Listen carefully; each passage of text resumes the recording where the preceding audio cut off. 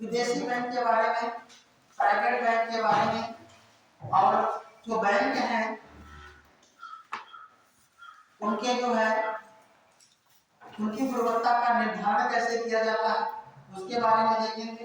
और साथ में हम लोग देखेंगे ये बासेल क्या है, एनपीए क्या होता है, उसका इम्पैक्ट क्या होता है, कुछ चीजों को हम लोग यहाँ पे आज देखेंगे। जैसे सबसे पहले हम विदेशी बैंक निकालिएगा, विदेशी bank foreign bank, foreign bank, foreign bank, ठीक है। भारत में पहला विदेशी बैंक लिख लीजिएगा, भारत में पहला विदेशी बैंक स्टैंडर्ड चार्टर्ड बैंक था। कौन था? Standard chartered bank.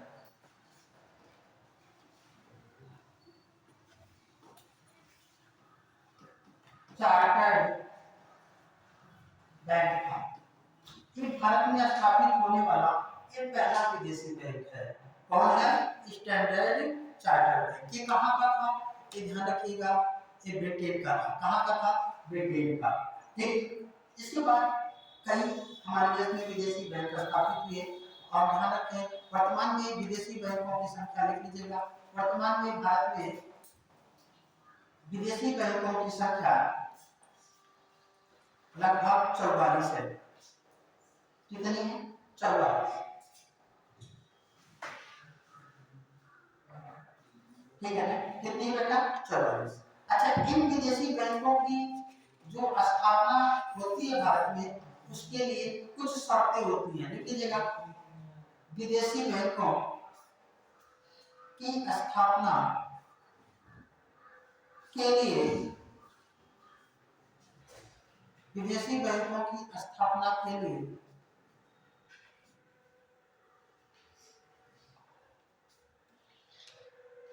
आवश्यक शर्तें, स्थापना के लिए आवश्यक शर्तें, क्या आवश्यक शर्तें हैं? विदेशी बैंकों की स्थापना के लिए आवश्यक शर्तें, ठीक है ना? पहला लिख लीजिएगा, विदेशी बैंकों की स्थापना में कम से कम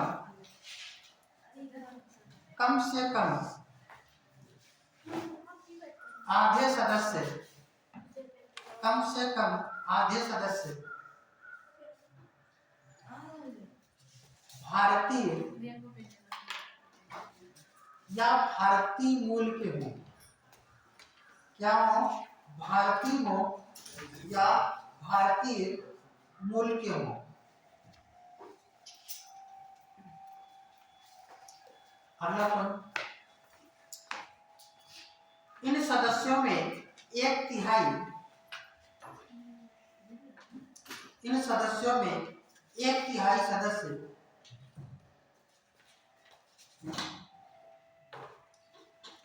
भारत के होने चाहिए या भारतीय होने चाहिए।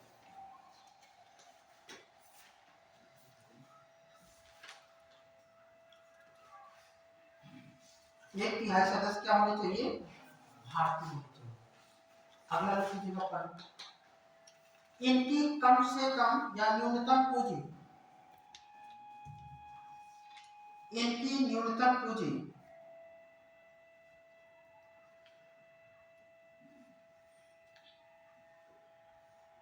इनकी न्यूनतम पूंजी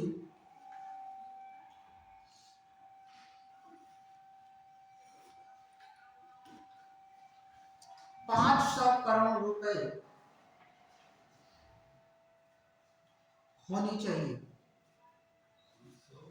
करोड़ रुपए,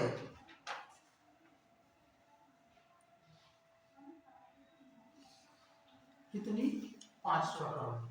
ध्यान रखिएगा, अगर इस कंडीशन को ये फॉलो करते हैं तो भारत में ये क्या कर सकते हैं? अपने बैंक का स्थापित कर सकते हैं। साथ ही लिख लीजिएगा, इन बैंकों को आरबीआई के निर्देशों, आरबीआई के निर्देशों व करार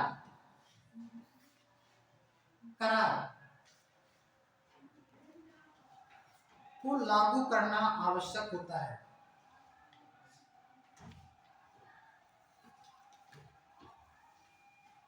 करार को लागू करना आवश्यक होता है। ये क्या है? करार क्या है? ठीक है ना। इसे कभी कभी कार CAR कार के नाम से भी जाना जाता है। ठीक है ना। लिखिएगा इसे हिंदी में, पहले लिखिएगा पूंजी पर्याप्तता अनुपात। क्या लिखेंगे? पूंजी नीचे कोने में, नीचे इधर सबसे कोने, नीचे सबसे नीचे इधर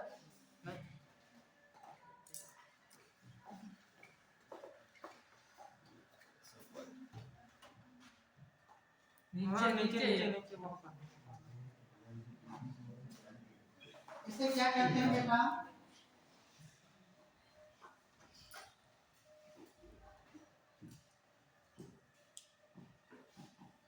पूंजी पर्याप्तता अनुपात, या इसे कहते हैं CAR, कैपिटल इक्विटी रेशियो। क्या कहते हैं? कैपिटल इक्विटी रेशियो, या इसे करार के नाम से भी जाना जाता है, या करार है ना। लिख लीजिएगा, या पूंजी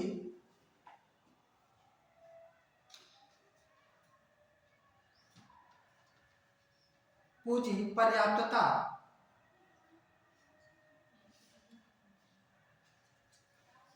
जोखिम अनुपात।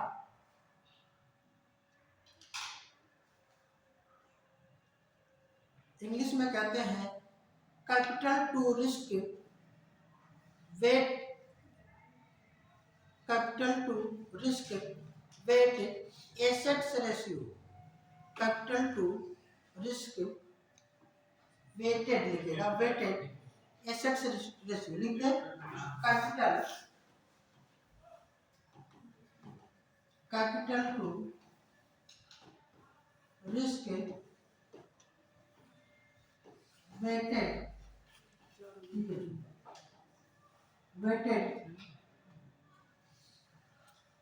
रेशियो।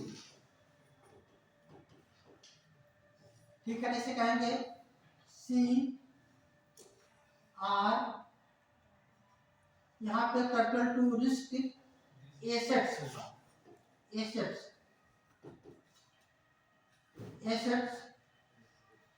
है ना, रेशियो, इसे कहते हैं करार। एसेट्स वेटेड रेशियो, इसमें लिख लीजिएगा, या इसे गैर बैंकिंग वित्तीय संस्थाओं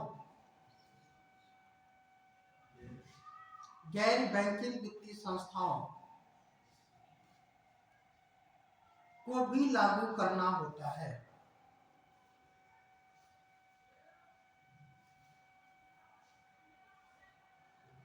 गैर बैंकिंग वित्तीय संस्थाओं को भी लागू करना होता है। जैसे हमने बताया था NBFC है ना, नॉन बैंकिंग है ना फाइनेंस कंपनीज जितने भी होती हैं उनको भी इसका क्या करना पड़ता है, पालन करना पड़ता है। और अगर हम देखें जितने भी सार्वजनिक क्षेत्र की बैंकें हैं उन लोगों को क्या पालन करना होता है? CRR या SLR। लेकिन जो प्राइवेट बैंकें हैं, विदेशी बैंकें हैं, या NBFC के अंतर्गत जितनी भी वित्तीय संस्थाएं हैं, वो जो RBI के दिशा निर्देश के अनुसार कार्य करती हैं, उन्हें किसका पालन करना होता है? करार का। किसका पालन करना होता है? करार या करार का कह सकते हैं। ठीक है ना। चलिए अब लिखिएगा, निजी क्षेत्र के बैंक या निजी बैंक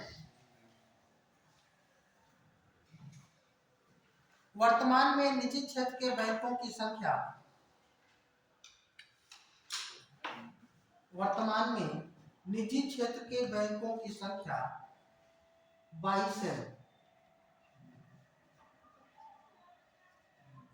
निजी क्षेत्र के बैंकों की संख्या कितनी है? 22। 22। कितनी है? 22 है।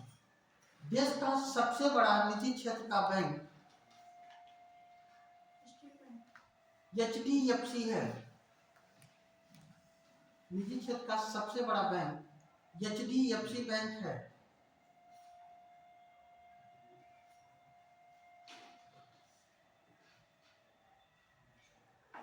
HDFC बैंक है, जबकि दूसरे स्थान पर ICICI बैंक है।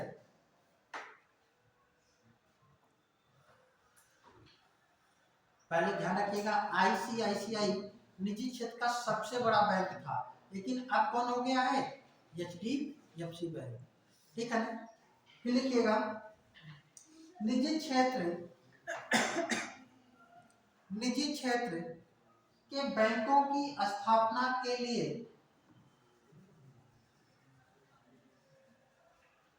आवश्यक शर्त। क्या उसकी आवश्यक शर्त है? पहला लिखिएगा, उसकी कुल पूंजी कम से कम 500 करोड़ रुपए हो। उसकी कुल पूंजी कम से कम कितनी हो? 500 करोड़ रुपए। दूसरा लिख लीजिएगा, 500 करोड़। इसके दूसरा पॉइंट लिख लीजिएगा, इसके सदस्यों की न्यूनतम संख्या 10 हो।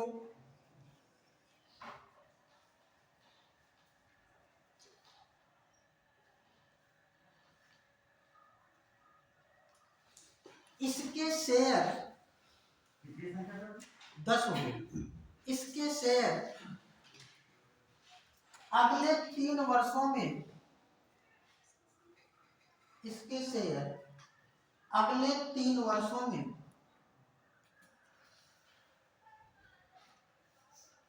शेयर बाजार में सूचीबद्ध हो।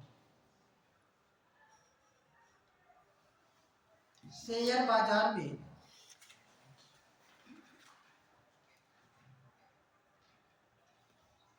क्या हो? तो ध्यान रखिएगा, प्राइवेट बैंकों की एक कंडीशन, विदेशी बैंकों की एक कंडीशन होती है। ठीक है ना?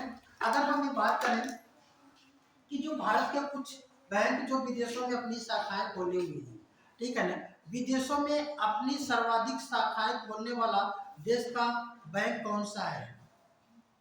सबसे ज्यादा शाखाएं खोलने वाला, तो वह है स्टेट बैंक ऑफ इंडिया। कहीं पे पढ़ करके नोट कर लीजिएगा, विदेशों में अपनी सर्वाधिक शाखाएं खोलने वाला भारतीय बैंक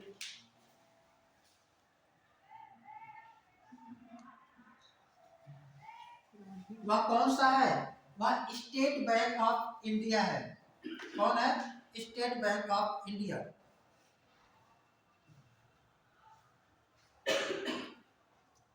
और अगर ये कहा जाए कि विदेशों में सर्वाधिक देशों में शाखाएं खोलने वाला भारतीय बैंक, तो होगा बैंक ऑफ बड़ौदा। लिख लीजिएगा, विदेशों में सर्वाधिक देशों में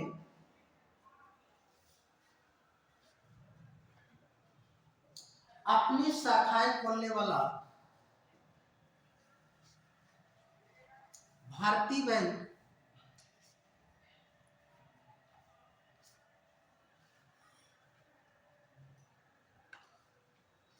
बैंक ऑफ बड़ौदा है। बैंक ऑफ बड़ौदा है। कौन बैंक है? Bank of Baroda. इसको थोड़ा सा समझ लीजिएगा, डिफाइन मतलब हो सकता है SBI विदेश के 5 देशों में अपनी शाखाएं खोली हो, और उन 5 देशों में उसकी जो शाखाएं हैं, नंबर ऑफ जो ब्रांच है वो ज्यादा हो, लेकिन जो बैंक ऑफ बड़ौदा हो वो 5 नहीं वो 10-20 देशों में अपनी शाखाएं खोला हो, लेकिन हर देशों में शाखाओं की संख्या कम होने के कारण टोटल नंबर ऑफ जो ब्रांचेज है उसकी कम हो। तो नंबर ऑफ ब्रांचों की अगर हम बात करेंगे तो कौन होगा, एसबीआई। और नंबर ऑफ कंट्रीज की अगर हम बात करेंगे तो कौन होगा, बैंक ऑफ बड़ौदा। क्लियर हो रहा है? अब लिखिएगा गैर निष्पादनी संपत्तियां, एनपीए क्या होता है, गैर निष्पादनकारी संपत्तियां, हिंदी में कहते हैं गैर निष्पादनकारी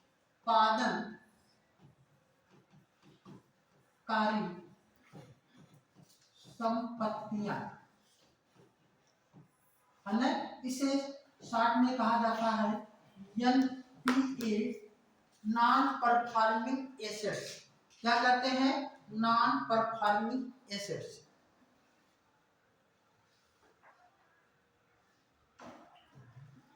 ठीक है ना, एनपीए क्या होता है, इसका प्रभाव क्या है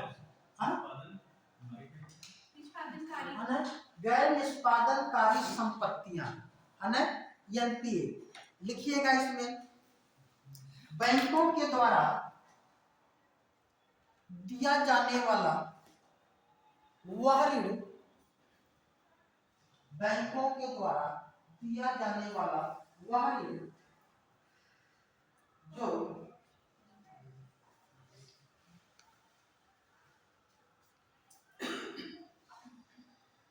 ब्याज अदायगी व मूलधन के साथ, ब्याज अदायगी व मूलधन के साथ 90 दिनों से या 90 दिनों तक ब्याज अदायगी व मूलधन के साथ 90 दिनों तक बैंकों को वापस नहीं की जाती।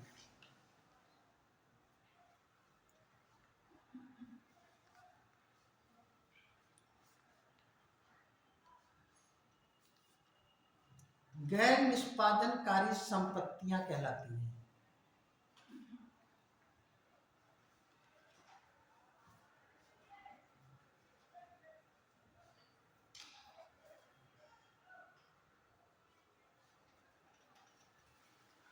ठीक है ना, मतलब जो लोगों ने बैंकों से ऋण लिया है और ऋण लेने के बाद, ठीक है ना, मूलधन के साथ जो ब्याज उन्हें क्या करना होता है, किस्तों में अदा करना होता है। अगर लगातार 90 दिनों तक अगर ये वापस नहीं करते हैं तो उस इस प्रकार की संपत्ति को बैंक किस में डाल देता है, एनपीए में, है ना, नॉन फार्मिंग एसेट्स में डाल देता है। तो इसका प्रभाव क्या होता है, तो लिख लीजिएगा एनपीए का प्रभाव। ये यूपीएससी में यहाँ से क्वेश्चन बन सकता है, अच्छा क्वेश्चन लिख लीजिएगा, एनपीए का प्रभाव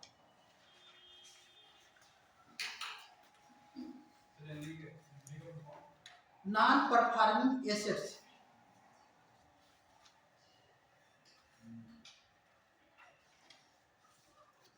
एनपीए का प्रभाव लिखिएगा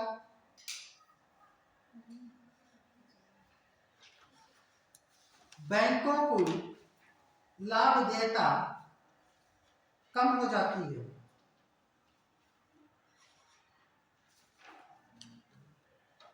बैंकों की लाभदेयता कम हो जाती है।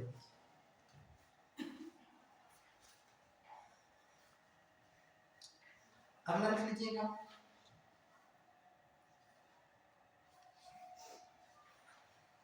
नए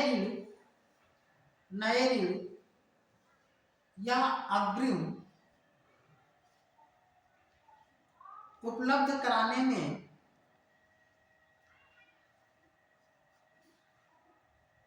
बैंक के पास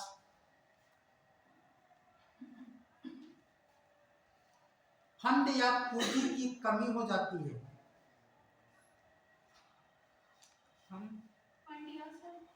बैंक के पास फंड या पूंजी की कमी हो जाती है।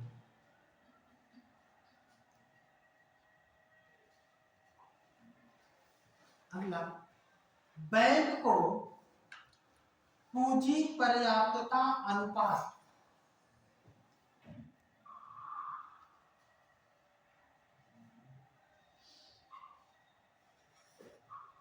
को बनाए रखने में कठिनाई होती है।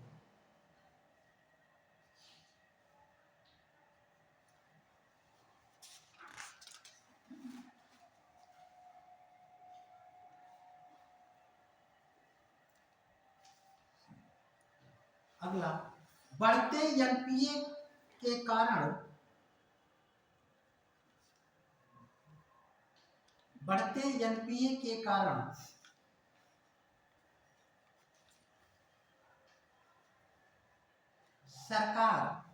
सरकार नहीं बढ़ते एनपीए के कारण लोगों की विश्वसनीयता बैंकों पर कम होने लगती है।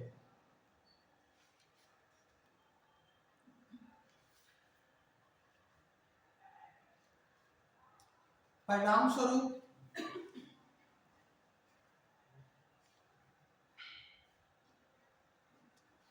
बैंकिंग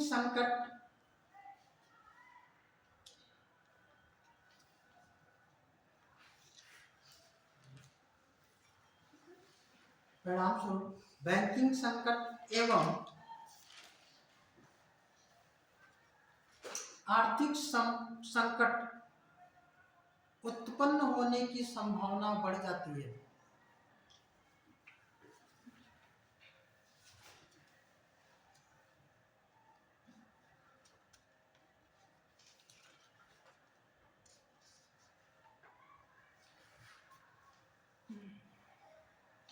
नरसिम्हन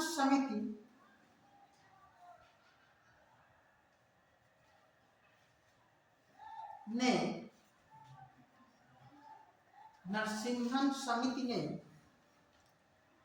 बैंकों के एनपीए को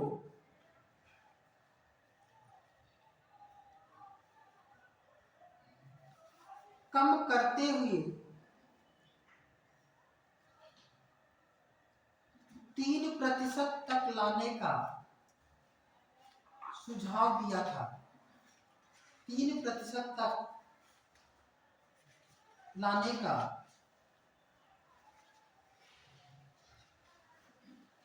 सुझाव दिया था। ठीक है ना। कहने का मतलब कि जो बैंकों का एनपीए अगर ये बढ़ता है तो कुछ समस्याएं उत्पन्न होती है, जिसे आप लोगों ने देखा। ठीक है ना। अब यहाँ पे अगर हम बात करें कि सबसे ज्यादा एनपीए किस बैंक का है, तो सबसे ज्यादा एनपीए वाला बैंक लिख लीजिएगा एसबीआई है।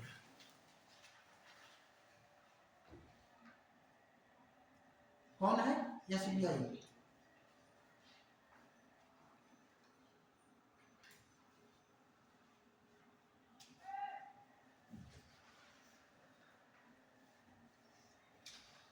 अब लिखिएगा, एनपीए की समस्या के समाधान के लिए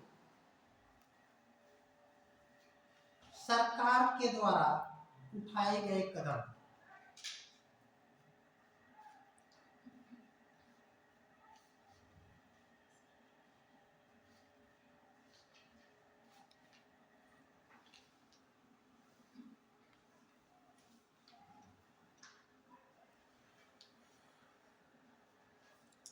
इसमें लिखिएगा, एनपीए को कम करने के उद्देश्य से सरकार ने निम्नलिखित प्रावधान किए हैं।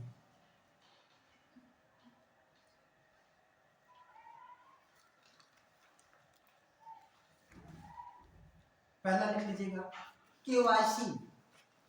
केवाईसी सबकी पूरी होनी चाहिए। KYC, know your client. KYC का फुल फॉर्म क्या होता है? Know your client.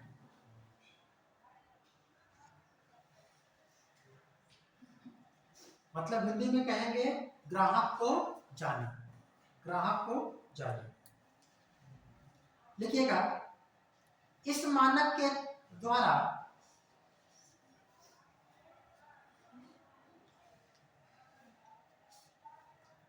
बैंक को ग्राहक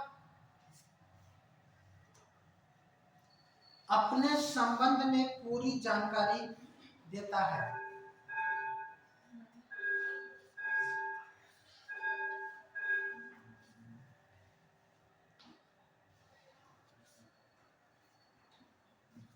अब लिखिएगा सिविल, CIVIL, कहते हैं सिविल कमजोर हो गया, ठीक है ना, कम हो गया। CIBIL credit information bureau of India, इसका फुल फॉर्म होता है credit information bureau of India limited.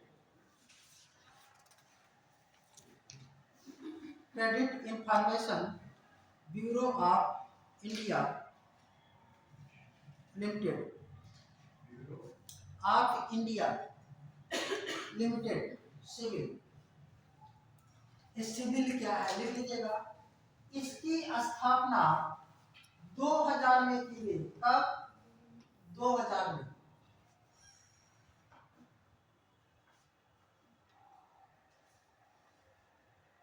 इसका मुख्यालय मुंबई में है।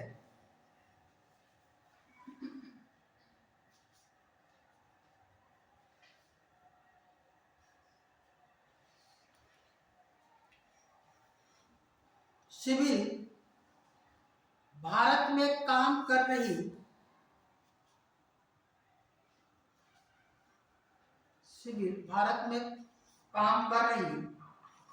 साख संबंधी सूचना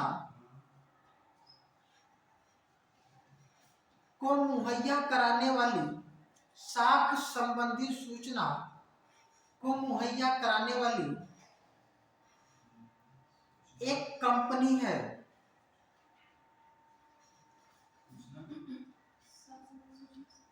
कराने वाली एक कंपनी है जिसके पास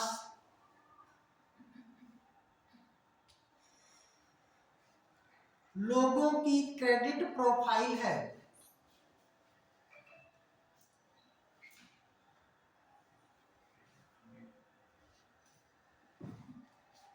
क्रेडिट प्रोफाइल है जिसके आधार पर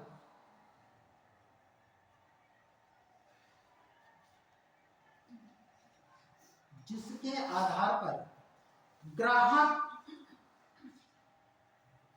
की क्रेडिट स्कोर अल्प समय में प्राप्त किया जा सकता है। अल्प समय में ग्राहक की क्रेडिट स्कोर अल्प समय में प्राप्त किया जा सकता है।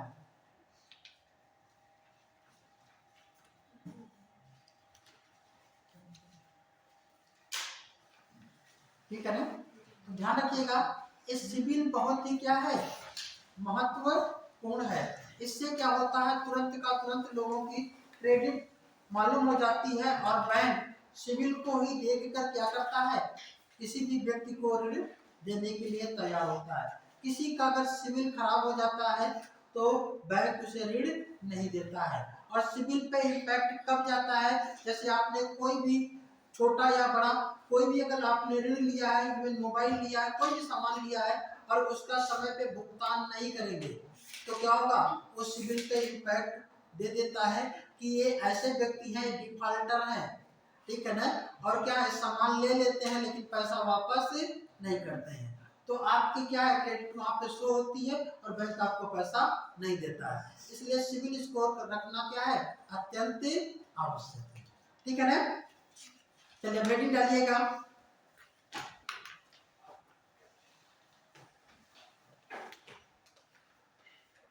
कैमेल्स, ये क्या है, कैमेल्स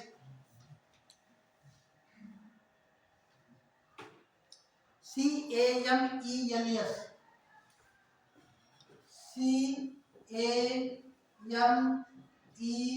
CAMELS, कैमेल्स, ठीक है ना, हम लोग इसके बारे में देखेंगे, लिख लीजिएगा। कैमेल्स, कैमेल्स अंतरराष्ट्रीय स्तर पर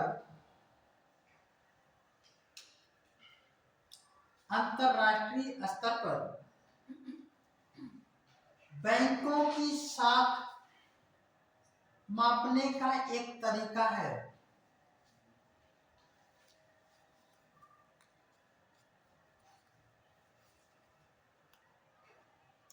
अंतरराष्ट्रीय स्तर पर बैंकों की साख मापने का क्या है, एक तरीका है, कैमल्स। लिख लीजिएगा, अंतरराष्ट्रीय स्तर पर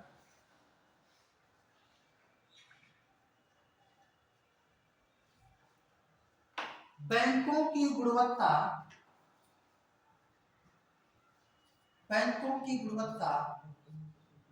मापने का यह तरीका, बैंकों की गुणवत्ता मापने का यह तरीका पहली बार अमेरिका में 1979 में, कब, 1979 में फेडरल बैंक के द्वारा किया गया था।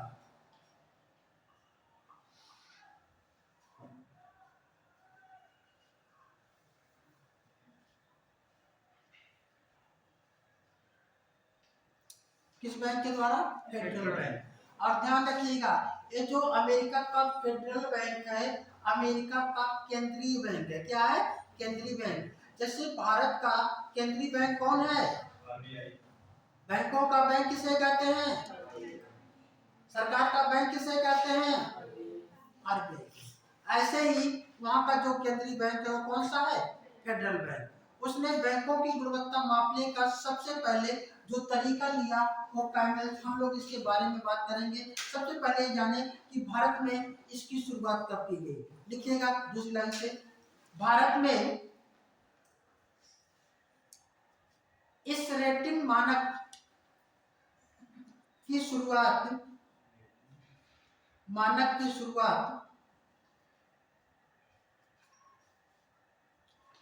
1995 में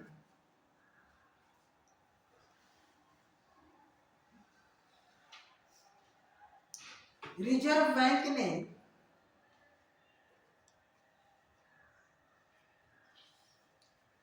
बैंक ने बैंकिंग सुपरविजन, बैंकों की निगरानी, बैंकिंग सुपरविजन की समीक्षा के लिए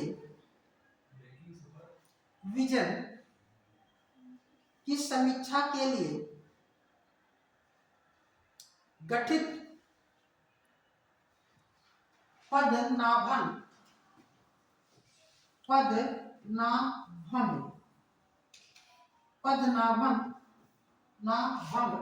समिति की सिफारिश पर, इस समिति को ध्यान रखिएगा, समिति की सिफारिश पर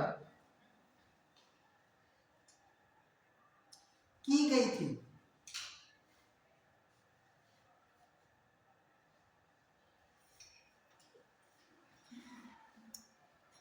समिति की सिफारिश पर की गई थी। लिखिएगा,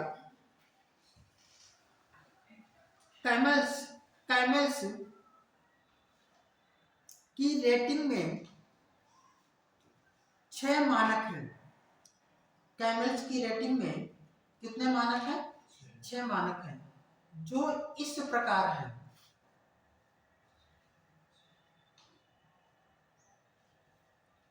पहला लिखिएगा, सी फॉर कैपिटल एडिक्वेटी, पूंजी पर्याप्तता, कैपिटल एक्वेडेटी,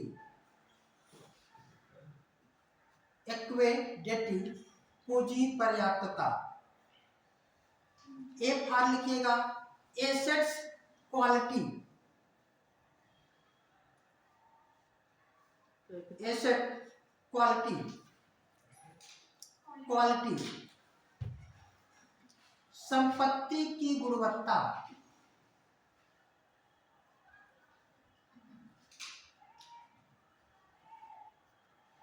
तीसरा लिखिएगा M for management effectiveness,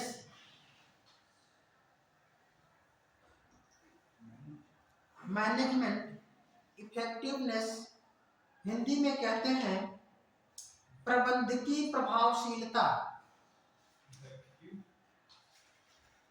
effectiveness, प्रबंधकीय प्रभावशीलता।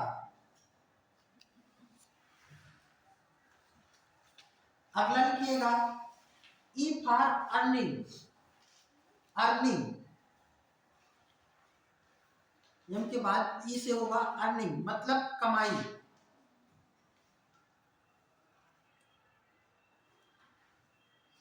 एल से लिक्विडिटी, तरलता।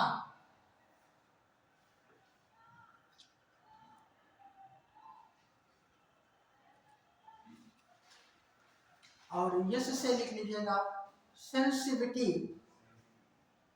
बाजार जोखिम, बाजार जोखिम। सेंसिटिविटी क्या है? बाजार जोखिम। ठीक है ना? एक कैमल्स के 6 मानक है और इसमें ध्यान रखें इस सबका वेटेज दिया जाता है। लिख लीजिएगा इन सभी मानकों में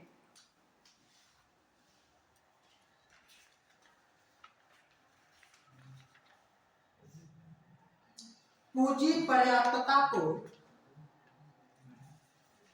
25%,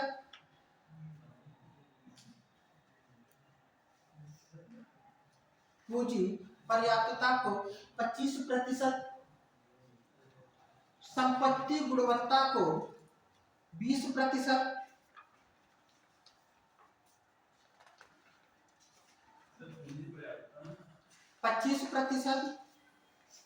संपत्ति गुणवत्ता को 20%,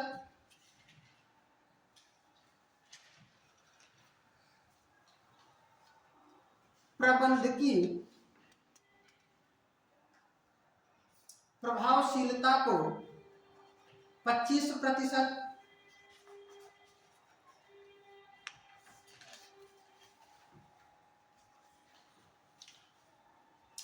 कमाई को 10%,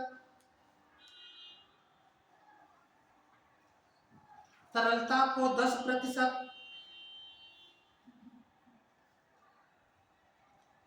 और बाजार जोखिम को 10% का भार दिया जाता है। बाजार जोखिम को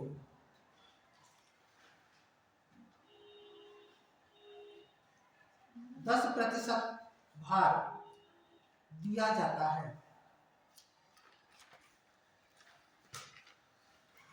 1995 में इस मानक के अंतर्गत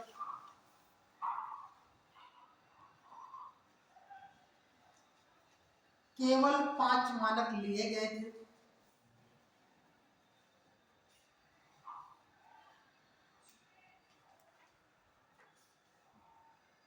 कितने मानक लिए गए थे? 5 मानक। 1997 में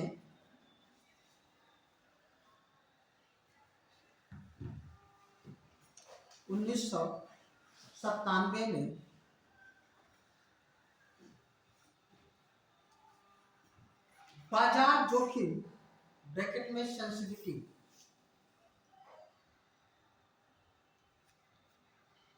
को शामिल कर लेने से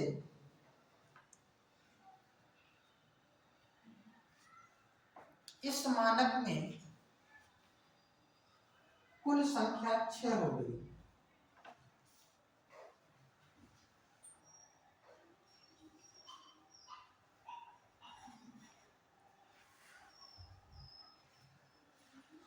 ठीक है ना? बैंक की अगर गुणवत्ता को जांच परख करना है तो कि कौन सा बैंक अच्छा है, कौन सा कम अच्छा है, तो किसके आधार पर हम करते हैं?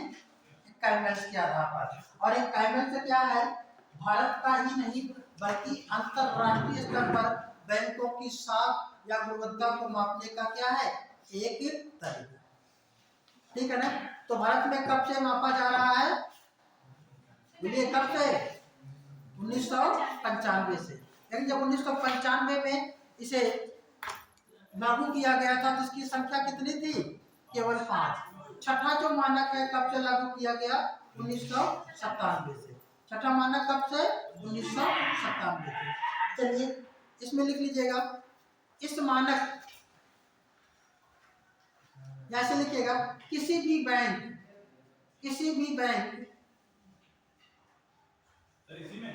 हाँ दूसरी लाइन से लिखिएगा, किसी भी बैंक को इन उपयुक्त 6 मानकों के आधार पर, किसी भी बैंक को उपयुक्त 6 मानकों के आधार पर, 6 मानकों के आधार पर गुणवत्ता को मापा जाता है, गुणवत्ता को मापा जाता है, जिसका मान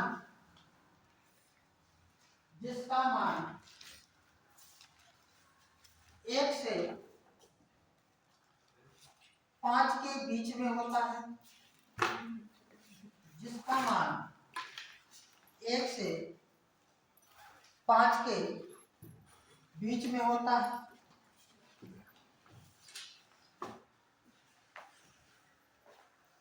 अच्छी गुणवत्ता के लिए,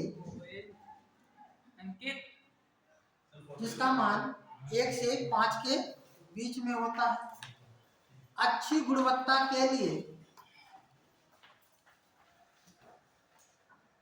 या अच्छा प्रदर्शन करने वाले बैंक को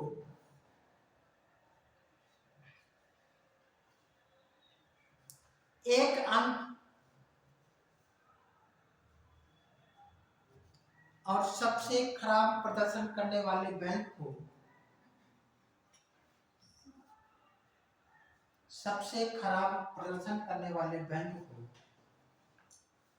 5 अंक दिया जाता है।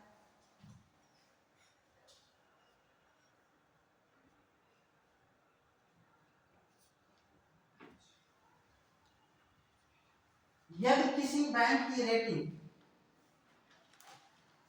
यदि किसी बैंक की रेटिंग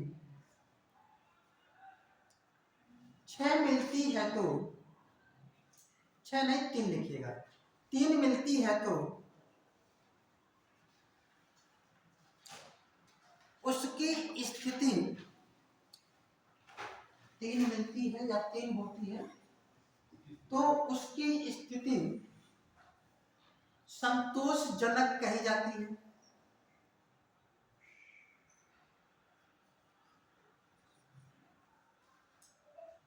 और ऐसे बैंक को अपनी गुणवत्ता में सुधार लाने की जरूरत होती है।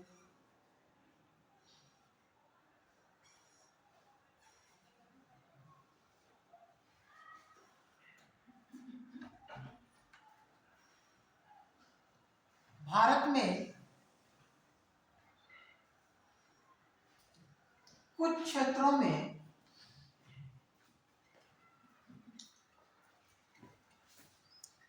इसके मानक के केवल 5 पॉइंट ही लिए जाते हैं।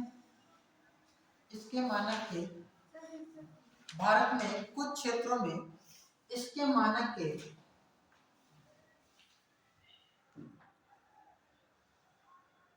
सिर्फ या कुछ, इसके मानक के सिर्फ 5 पॉइंट ही लिए जाते हैं। मतलब कि अगर देखें जो 6 पॉइंट है किसी भी बैंक की गुणवत्ता को मापने के लिए, ये सभी क्षेत्रों में ऐसा लागू नहीं होता है। जैसे ग्रामीण क्षेत्र के जो बैंक हैं, तो ग्रामीण क्षेत्रों के बैंकों में भी क्या है, इस तरीके के 6 पॉइंट शामिल नहीं किए जाते हैं। और विदेशी बैंकों के संदर्भ में एक अलग उपबंध है, ठीक है ना, लिख लीजिएगा। विदेशी बैंकों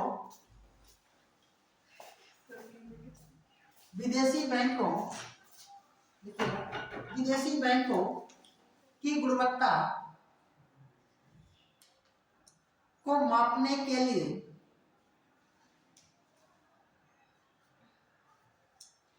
CACS का प्रयोग किया जाता है। किसका?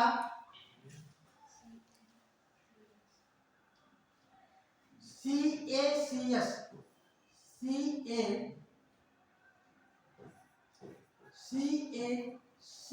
का प्रयोग किया जाता है। CACS मतलब अगर विदेशी बैंकों की गुणवत्ता मापना है तो कर्नल का नहीं बल्कि भारत में किसका किया जाता है? CACS का। किसका? CACS का प्रयोग किया जाता है। CACS क्या है? अब एडिट डालिएगा CACS।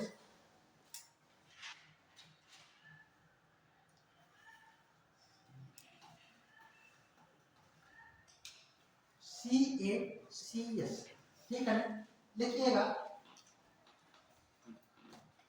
इसके अंतर्गत इसके अंतर्गत पूंजी पर्याप्तता मतलब कैपिटल इक्विडेंसी, पर्याप्तता सी हो गया कैपिटल इक्विडेंसी। एक हाल लिखिएगा। दूसरा संपत्ति गुणवत्ता, एसेट्स क्वालिटी।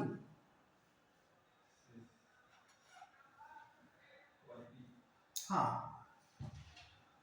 सी फाल लिखिएगा कंप्लेंट्स ऑफ आरबीआई,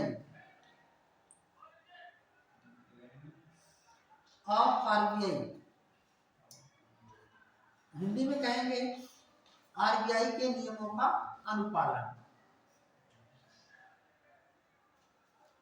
और यस फॉर सेंसिटिविटी, जोखिम के प्रति संवेदनशीलता, जोखिम के प्रति संवेदनशीलता।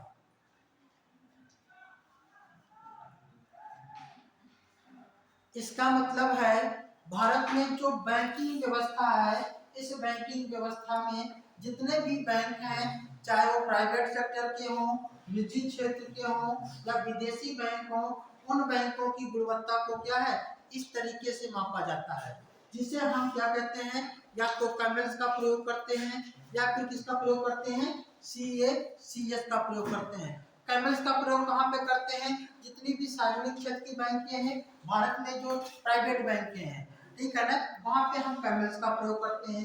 कुछ क्षेत्र जैसे आपके जो ग्रामीण बैंक के जो जितने भी ग्रामीण बैंक हैं, उन क्षेत्रों में क्या किया जाता है, कैमल्स के स्थान पर कैमल्स जैसे वहाँ पे हटा देते हैं, केवल कैमल का ही प्रयोग किया जाता है, बल्कि कैमल्स नहीं होता है, ठीक है ना। और विदेशी बैंकों की गुणवत्ता की जांच के लिए हम किसका प्रयोग करते हैं, CACS का। किसका प्रयोग करते हैं, CACS का। इसका भी लिख लीजिएगा, इसका भी मानक 1 से 5 के बीच में होता है।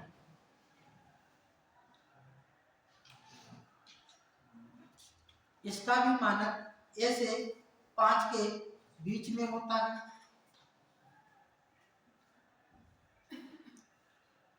सबसे अच्छी गुणवत्ता, इसका मानक भी 1 से 5 के बीच में होता है।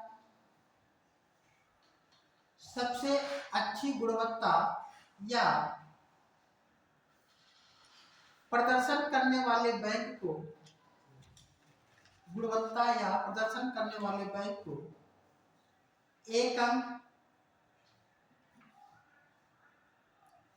और खराब गुणवत्ता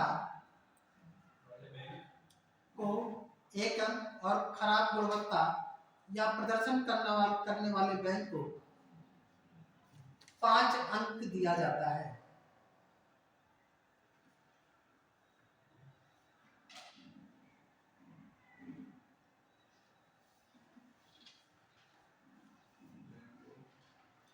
पांच अंक दिया जाता है,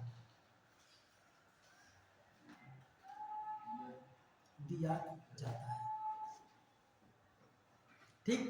ये तो था एनपीए था। एनपीए से क्या प्रभाव पड़ेगा, उसके सरकार ने उसके लिए क्या किया है, ठीक है ना।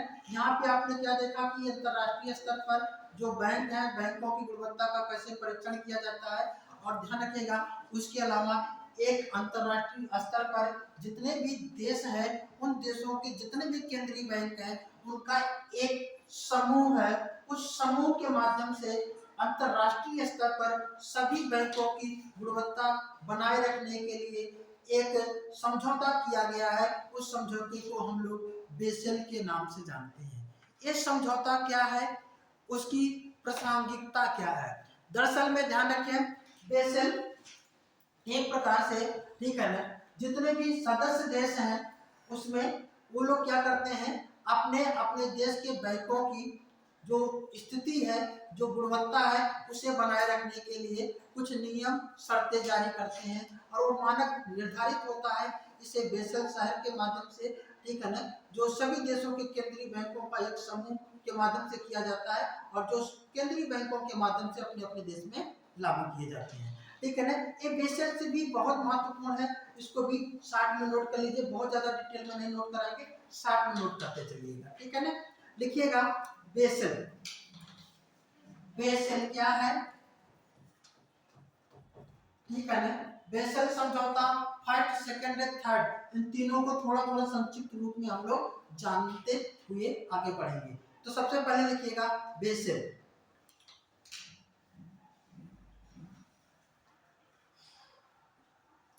लिखिएगा इसमें 1975 में स्विट्जरलैंड के बेसेल शहर में, 1975 में स्विट्जरलैंड के बेसेल शहर में, हाँ,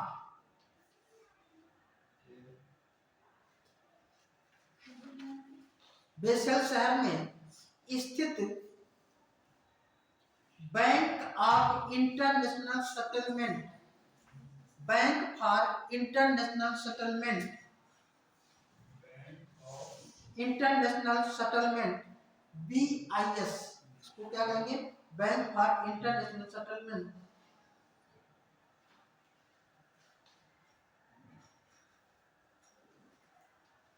जिसकी स्थापना 1930 में की गई थी।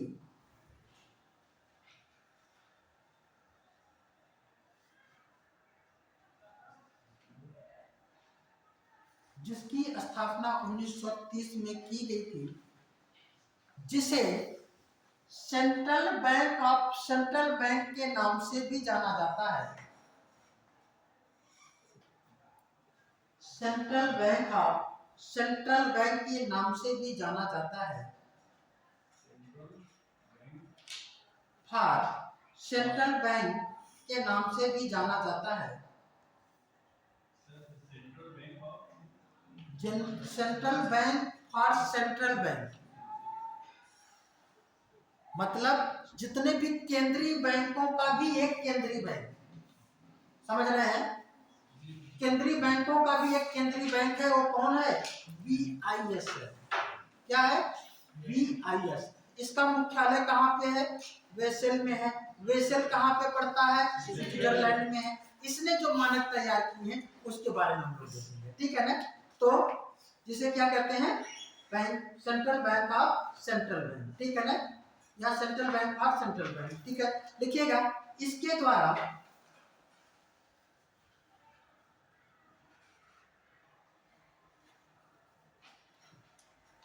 सदस्य देशों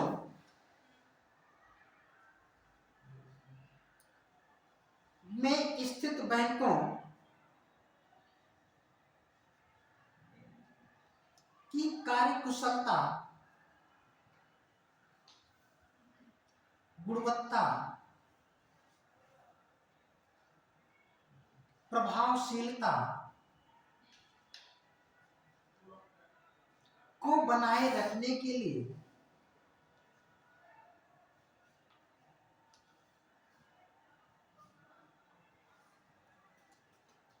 साथ ही इन बैंकों में सार्वभौमिकता लाने के लिए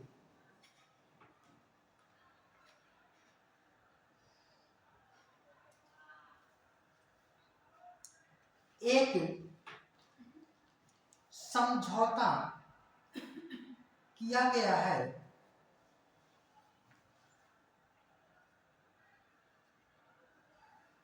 इसी समझौते को बेसेल फर्स्ट,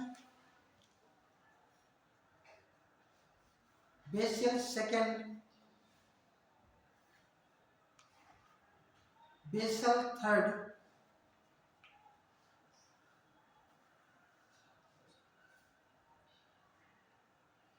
के नाम से जाना जाता है।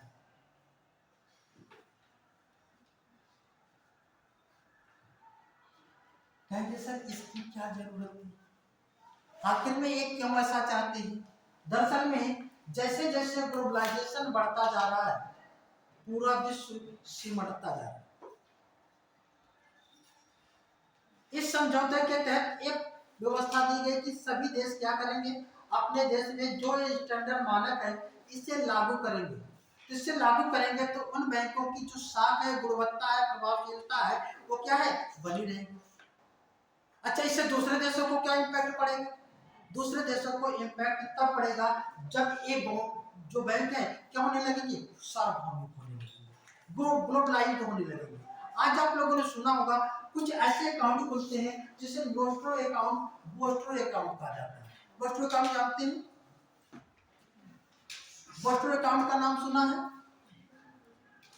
हम इंटरनेशनल जब ट्रेड पढ़ेंगे तो आप बोस्ट्रो अकाउंट, बोस्ट्रो अकाउंट पढ़ेंगे।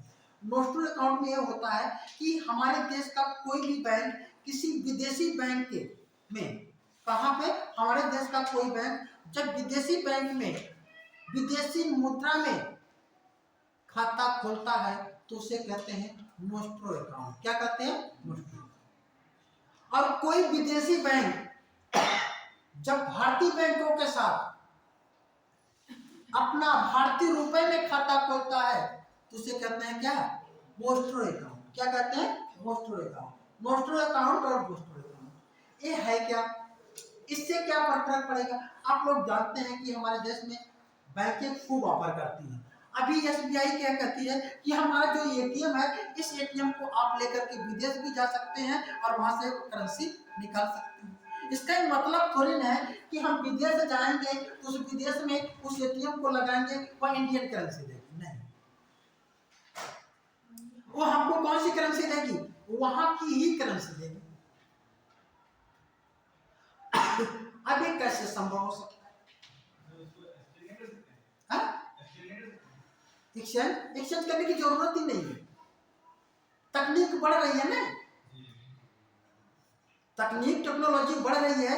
तो अब हमको विदेश में जाकर के कहीं पे जाकर के अपनी मुद्रा को दे करके उस देश की मुद्रा लेने की आवश्यकता नहीं है, बल्कि अपना एटीएम हम लगाएंगे और उस देश से उसी देश की करेंसी निकालेंगे। वो कैसे? अब जैसे हमारे देश का जो एसबीआई जिसमें हमारा खाता है ना, उसने उससे एग्रीमेंट कर रखा, ठीक है, हमारा भी अकाउंट है, हम आपको 1000 करोड़ रुपए आपके अकाउंट में यहाँ पे मैनेज रखेंगे।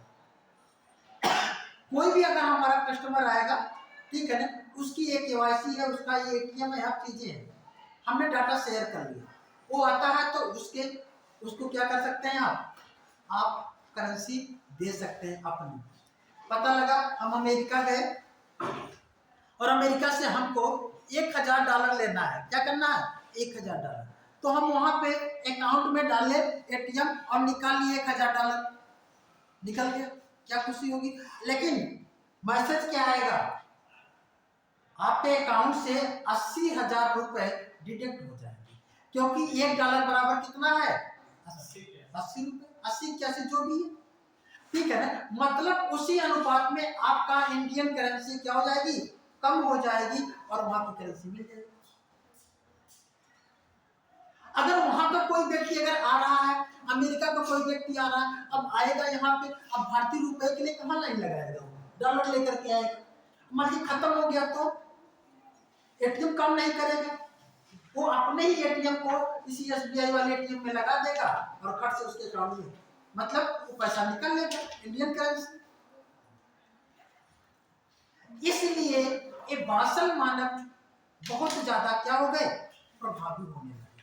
और पहली बार जब इस संकेत मिलने लगा कि आने वाली समय में ये चीजें होंगी, तो 3 समितियां गठित की गई, जिसे बासेल 1, बासेल 2 और बासेल 3 के नाम से जाना जाता है। लिखिएगा बासेल वन, ठीक है ना, बासेल वन मापदंड,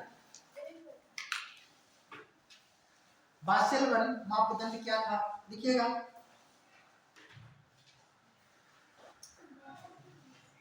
पूंजी पर्याप्तता अनुपात के संबंध में, मतलब बैंकें इतना अपना पर्याप्त मात्रा में पूंजी रखती हैं, पूंजी पर्याप्तता अनुपात के संबंध में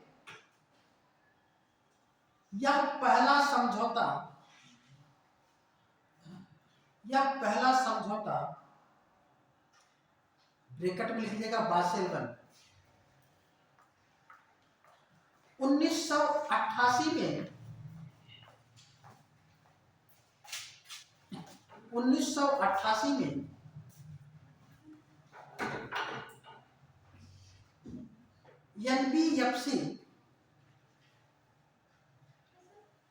एनबीएफसी के लिए लागू किया गया था।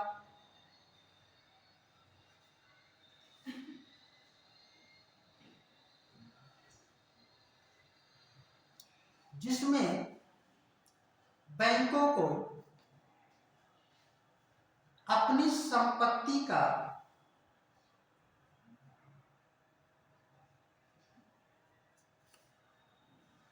एक निश्चित भाग या पूंजी रखने के लिए अनिवार्य कर दिया गया था।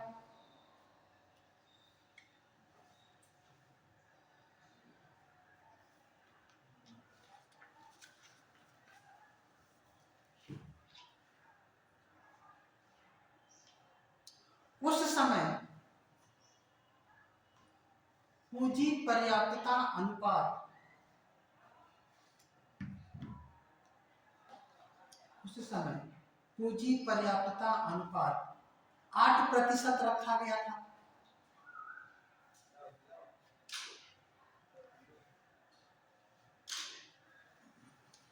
बासेल वन में पूंजी को 2 भागों में विभाजित किया गया था।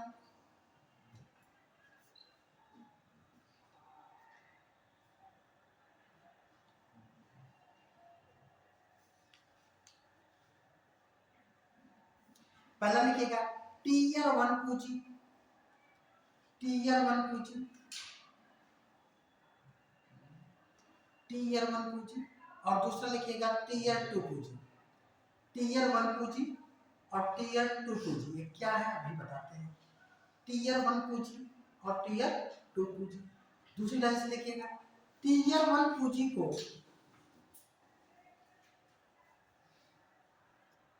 केंद्रीय पूंजी ब्रैकेट में कोर कैपिटल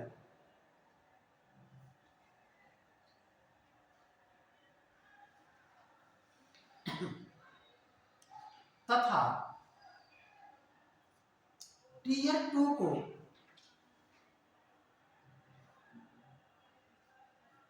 सहायक पूंजी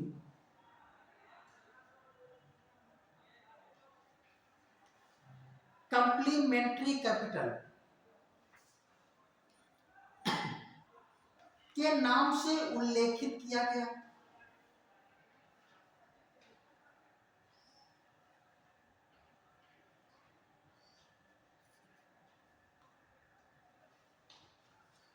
ठीक है, कहने का मतलब जो बैंक है उसकी एक कोर कैपिटल होगी। कोर कैपिटल का मतलब उसकी जो लागत है, जो उसके पास एसेट्स है, ठीक है ना, तो कुछ क्या होंगे जो वो कभी भी उसके पास से इधर उधर नहीं होंगे, और एक ऐसी एसेट्स होगी, एक ऐसा कैपिटल होगा जो आ तो रहा है लेकिन चला जाएगा। जैसे किसी ने अगर बैंकों में पैसा रखा है तो बैंक की क्या है, एक तरीके की लायबिलिटी है, कुछ समय के बाद वो पैसा क्या हो जाएगा, चला जाएगा। वो पैसा जब तक बैंक के पास है तब तक वह बैंक के विकास में सहायक हो सकता है, तब तक वो बैंक के विकास में सहायक हो सकता है। भाई मान लीजिए एक बैंक खोला गया, उसके पास 5 करोड़ रुपए थे, तो 5 करोड़ रुपए क्या हो गए, तो उसकी कोर कैपिटल हो गई। इस कोर कैपिटल के अंतर्गत उसके पास सोना है, उसके पास जो खुद की एसेट्स है, उसकी खुद की परिसंपत्ति है, उसको रखा गया और साथ में उसके पास मान लीजिए 2 करोड़ रुपए और अतिरिक्त जमा हो गए। अब जो 2 करोड़ रुपए अतिरिक्त जमा हो गए, ये क्या हो गए, एक बैंक के विकास के लिए सहायता कर सकते हैं, लेकिन एक समय तक ही तो रहेंगे। ये आज नहीं तो कल वो बैंक में जिन्होंने जमा किया वो अपना पैसा तो ले ही लेंगे ना। जब तक नहीं ले रहे हैं तब तक वो उनकी क्या है, एक सहायक पूंजी है। तो 2 भागों में विभाजित है, एक कोर कैपिटल और दूसरी क्या है, सहायक पूंजी, सब्सिडरी कैपिटल।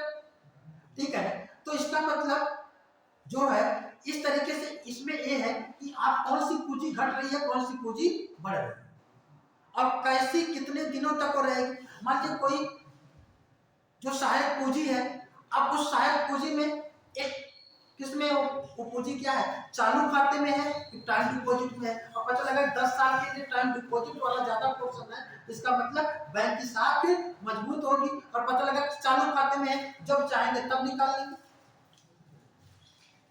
बात समझ रहे हैं? चलिए अब लिखिएगा, बेसल मानक पहला मतलब प्रथम बाध्यकारी नहीं था।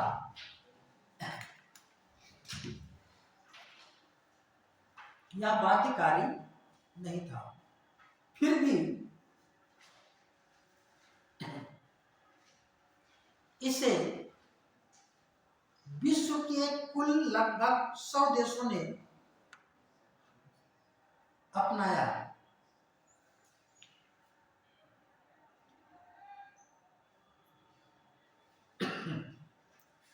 भारत ने इसे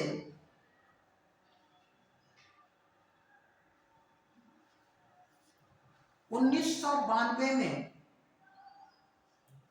अपनाया। बेसल मानक को भारत का जो केंद्रीय बैंक है 1992 में कहा कि सभी बैंकों को क्या करना होगा, फॉलो करना होगा, में अपनाया। अब लिखिएगा, बेसल सेकंड या द्वितीय मानदंड या मापदंड, बेसल द्वितीय मापदंड।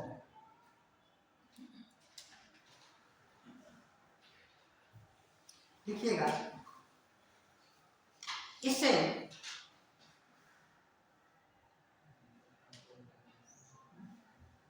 बेसल प्रथम के स्थान पर 1999 में, प्रथम के स्थान पर 1999 में लागू करने का सुझाव दिया गया।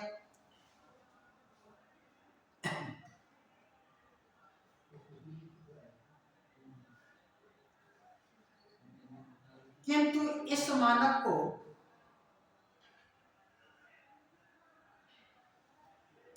दो 2004 में, इस मानक को 2004 में लागू किया गया।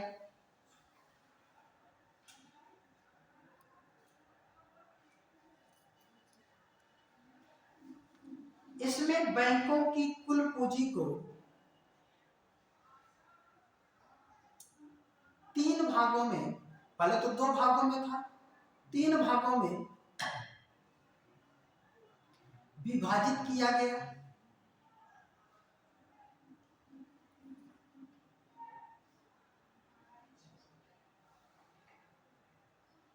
जो इस प्रकार है,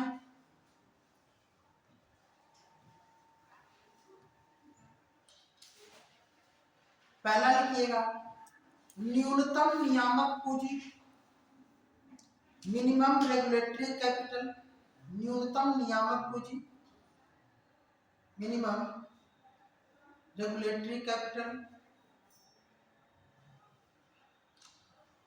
दूसरा है पर्यवेक्षण पुनरीक्षण, पर्यवेक्षण पुनरीक्षण इंग्लिश में कहते हैं सुपरवाइजरी रिजर्व तीसरा है बाजार अनुशासन,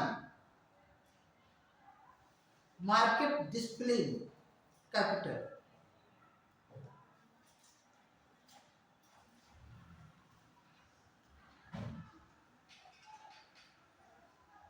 देखिएगा दूसरी लाइन से, बासेल द्वितीय मानक को भारत में भारतीय और विदेशी बैंकों, भारत में भारतीय और विदेशी बैंकों दोनों को 2008 तक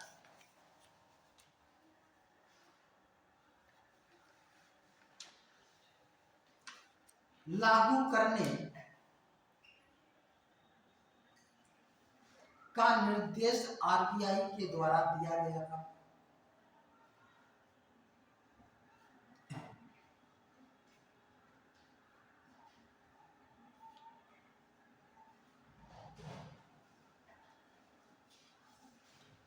फिर लिखिएगा बासेल थ्री,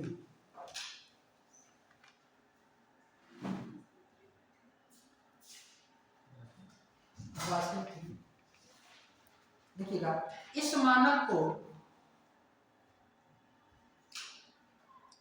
2009 में प्रस्तावित किया गया,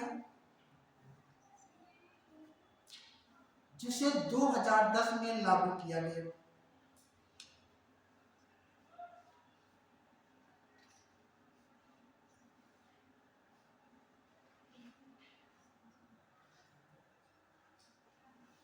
में लागू किया गया। इस मानक के अंतर्गत पूंजी को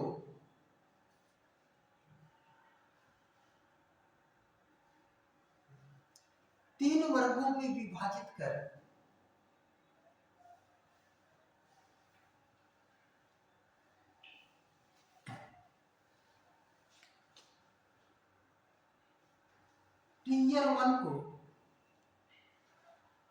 टीयर वन पूंजी को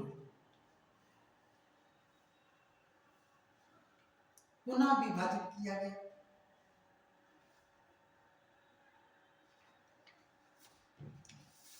इसे भारत में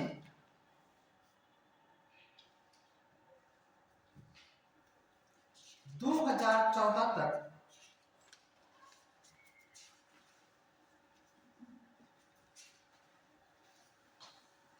लागू कर लिया गया।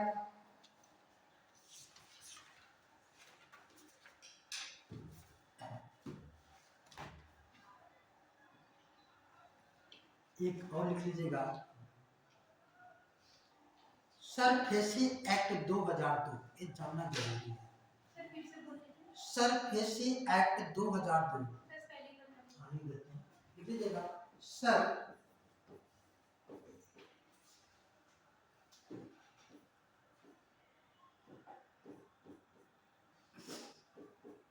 फेसी एक्ट 2002, सरफेसी एक्ट 2002 ये बहुत ही ज्यादा महत्वपूर्ण है। दरअसल में सरफेसी एक्ट 2002 के तहत जितने भी बैंक हैं, इन बैंकों को अपनी पूंजी जो है ग्राहक से लेने का एक तरीके से दायरा या अधिकार क्षेत्र बढ़ गया। यद्यपि आरबीआई के निर्देशानुसार कुछ ऐसे लोग जो किसी भी बैंक से ऋण लिए हैं और उनकी वाकई में आर्थिक स्थिति अच्छी नहीं है, वे ऋण को नहीं दे सकते हैं, तो ऐसे में बैंक वाले कुछ भी उसका नहीं कर सकते हैं, वो एनपीए में चला जाए। लेकिन एक ऐसा भी वर्ग है जो बैंकों से ऋण लिया है और वह जानबूझ करके भी उनका पैसा वापस नहीं करता है, इसे ऐसे कस्टमर को कहते हैं बिल्कुल डिफॉल्टर। क्या कहते हैं? बिल्कुल डिफॉल्टर। एक बिल्कुल डिफॉल्टर के लिए एक व्यवस्था लाई गई। ये व्यवस्था है क्या, इसके बारे में थोड़ा सा पॉइंट करके नोट कर लीजिए, नहीं तो भूल जाएंगे। लिख लीजिएगा, सरफेसी एक्ट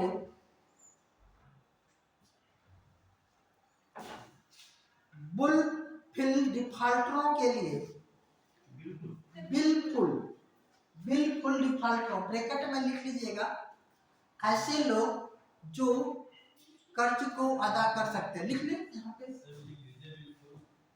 बिल्कुल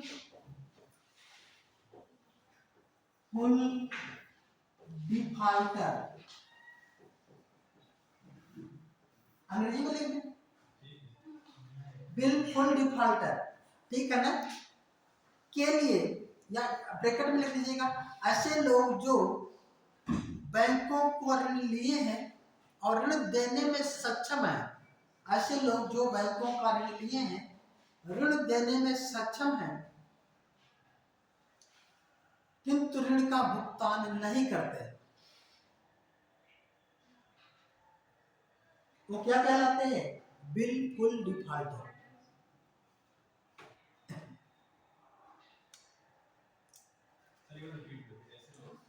ऐसे लोग जो बिल्कुल डिफॉल्टर की श्रेणी में शामिल हैं, के लिए यह अधिनियम लाया गया, के लिए यह अधिनियम 2002 में लाया गया।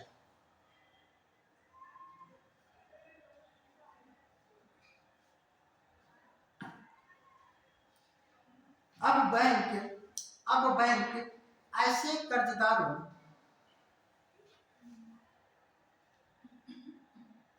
से निपटने के लिए जो जानबूझकर ऋण अदा नहीं करते या ऋण अदा नहीं करना चाहते,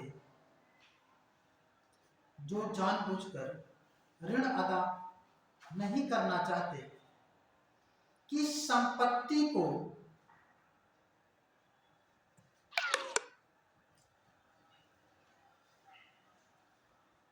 साठ दिनों के अंदर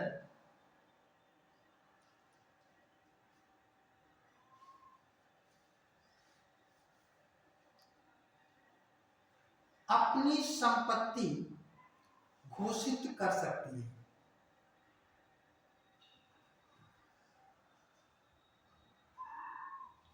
और उन संपत्तियों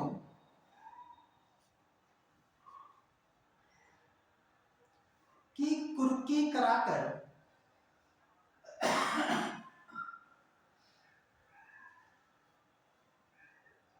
अपने ऋण का भुगतान कर सकते हैं।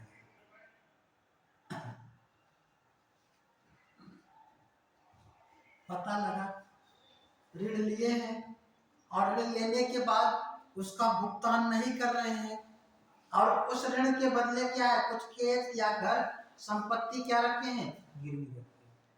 3 महीने तक तो कहाँ चला गया, एनपीए में, बार बार फोन करता रहा, आपका क्या है, सिविल खराब हो जाएगा, सिविल खराब हो जाएगा, बैंक कार्रवाई करेगी। फिर नहीं माने आप, फिर क्या हुआ, समय बीत गया, 6 महीने मतलब 60 दिन या 6 महीने, जैसे भी, जब भी बैंक जैसा चाहे जितना समय में, तो अगर आप उसका भुगतान नहीं करते हैं तो जो संपत्ति गिरवी रखी गई थी, उस संपत्ति को क्या करेगी, बैंक अपने स्वामित्व में प्राप्त कर लेगी, उसे कोर्ट में जाने की जरूरत नहीं, उसमें उस बैंक का स्वामित्व हो जाएगा, और वो बैंक उसको बेच करके, मान लीजिए आपने 10 लाख रुपया लिया था और उसको बेचने से 8 लाख रुपया ही मिला, तो 8 लाख रुपया अपना ले करके 2 लाख रुपए घाटा सह करके शांत हो जाएगी। लेकिन अगर 12 लाख रुपया मिल गया तो 10 लाख रुपया अपने पास रखेगी, 2 लाख रुपया आपका वापस करेगी, अपनी भरपाई करेगी, ठीक है ना। इससे अब बैंकों को क्या मिल गया है, ज्यादा अधिकार, किस लिए? अपनी संपत्ति को सुरक्षित करने के लिए। तो चलिए आज की क्लास हम लोग यहीं तक रखते हैं, फिर अगली क्लास में फिर मिलेंगे। Thank you very much.